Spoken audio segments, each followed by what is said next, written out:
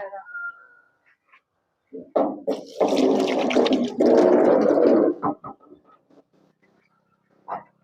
อ้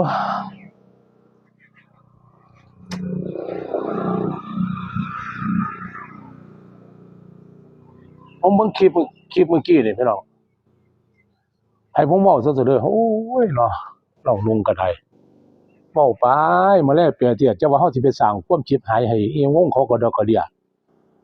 ให้เฮาไปอยู่วงนั้นให้เฮาไปอยู่วงนี้ปันว่าเจ้าของเป็นหัวหน้าวงซื่อๆนี่ผู้ใดอยู่ที่บักเหย้าหน้ายากผมสิตั้งชื่อให้เด้อบักเหย้าหน้ายากเด้อพิจารณาเจ้าของนี่แม้บ่ว่าสิหลมปากไอ้เหนียงก็เว้าไปสุบตะพื้อให้ข้อเจ้าของเป็นเทวดาเฮาก็บ่ว่าสิไปบังเบียดดอกคันไปเฮาไปคันสร้างความชิบหายซุมตัวเฮาก็บ่ไปเฮาบอกแค่นี้ล่ะตัวก็จะขึ้นฟื้นขึ้นไฟคักหลายคือกูสิไปให้มันสิกล้าหนีบ่สิไปลองเบิ่งซะบ่เนาะคันไปแล้วไปสร้างความชิบหายซุมคณะเฮาก็บ่อยากไปดอกเฮาบ่ได้ไปหาหมุนอยู่หมุนกินปานนั้นอยู่นี่เฮาก็บ่ได้อยากเด้เฮาพอได้มีอยู่มีกินอยู่เด้ตัวจะเว้าคือเฮาบ่มีทางไปก็ดอกกระเดียหลาย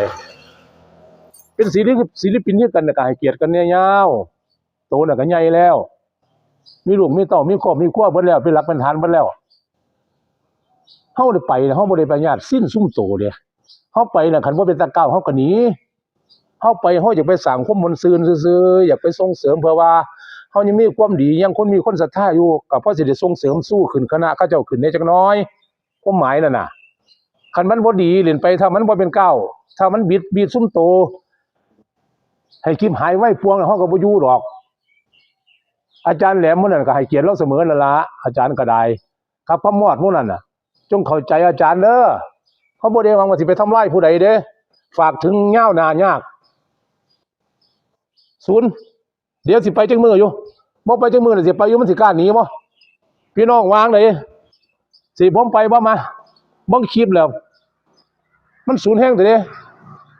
ขอบคุณพี่น้องครับขอบคุณหลายๆครับที่แวะเข้ามาชมเด้อผมสร้างอีหลีเด้